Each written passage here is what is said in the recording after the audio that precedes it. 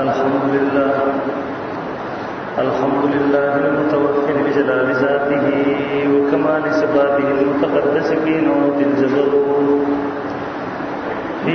الجبروت عن شوائب النفس وسماته، والصلاة على نبيه المؤيد بساط وجهه وواضح بيناته، وعلى آله الطيبين الطاهرين وأصحابه هداة طريق الحق وهماته.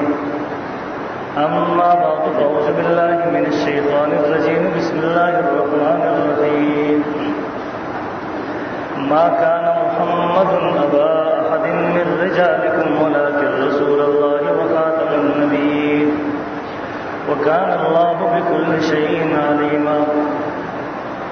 وقال رسول الله صلى الله عليه وسلم: أنا خاتم النبيين لا نبي بعدي. اللهم صل على محمد عبدك ورسولك، وصل على المؤمنين والمؤمنات والمسلمين والمسلمات. انتہائی واجب الاحترام حضرات علماء کرام او د مسلک اهل سنت والجماعت سره تعلق لرونکو د دې علاقې ډېرو غیرتمندو په دین مینو مسلمانانو ورونو، محترم حضرت مفتی شهاب الدین پوپلزئی صاحب دامت برکاتهم العالیہ تشریف فرما دے.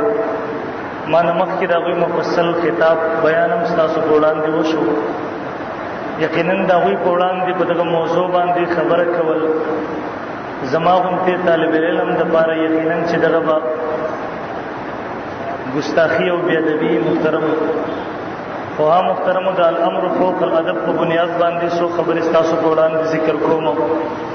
محترمو ختم نبوت دا د مسلمانانو اجماعي او اتفاقي مسله ده.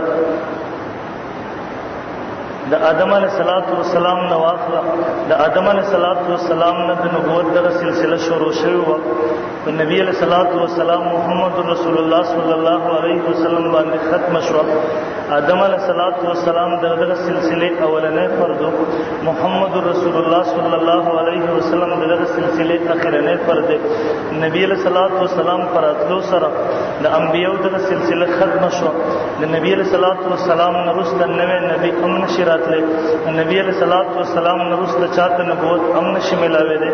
د نبی علیه السلام نه وروسته بل نوی نبي پیدا کېدی هم نشي. دغه محترمو زمونږ د پوره مسلمانانو عقیده ده. د قرآن مجید 100 آیاتونه هغه په دغه عقیده باندې ګواه دي. 200 احادیث متواتره د نبی علیه السلام په دغه عقیده باندې ګواه دي. د ټولو نه اول اجماع د امت د حضرت ابوبکر صدیق رضی الله تعالی عنہ په دور کې د مسیلمه کذاب په قتل باندې شوی وه. یعنی مدعی نبوت دا کوم مسیلمه کذاب چې په دغه دور کې ملعون راپورته شو، د هغه په قتل باندې د ټولو نه اولنۍ اجماع شوې ده. یعنی دغه مسله اجماعي مسله ده. قرآن مجید 100 آیاتونه، نبی علیه السلام 200 احادیث متواتره، اجماع د صحابه کرام رضوان الله علیهم اجمعین او اجماع د امت نه دغه مسله ثابته ده. او محترمو دغه مسله دومره اهمه ده. د دې لپاره که کله مونږ وګورو محترمو د نبی علیه السلام زمانه کې د اسلام دپاره جنګونه شوي دي. ما وایي که کله زه ګورم په هغه جنګونو کې ما ته میلاویږي 259 صحابه کرام، 291 صحابه کرام د اسلام د گلشن د تازه ساتلو دپاره خپل جانونه ورکوي، خپلې وینې تویوي. خو ما وایي ها که کله خبره ده د مسلې ختم نبوت راله، که کله خبره د ختم نبوت راله، ما وایي ها صرف د مسلمه کذاب خلاف چې کومه اول کومه دسته ځي د هغه خلاف، د هغه ملعون خلاف کومه دستره مجاهدینو ځي. 1200 صحابه کرام رضوان الله علیهم اجمعین صرف په دغه جنګ کې د مسلمه کذاب خلاف هغوی شهادتونه ورکوي، هغوی د شهادت جامونه نوش کوي. ما وایي ها محترمو ما که کله وکاته دغه مسله دومره اهمه او محترمو ما وکاته نبی علیه السلام یو صحابي دا مسلمه کذاب ته لاړو، د نبی علیه السلام قاصد دی. هلته یې هغه تپوس کوي، ورته وایي ته دا ګواهي ورکوې چې محمد د الله رسول دی؟ دی ورته وایي ها زه ګواهي ورکوم محمد د الله رسول دی صلی الله علیه وسلم.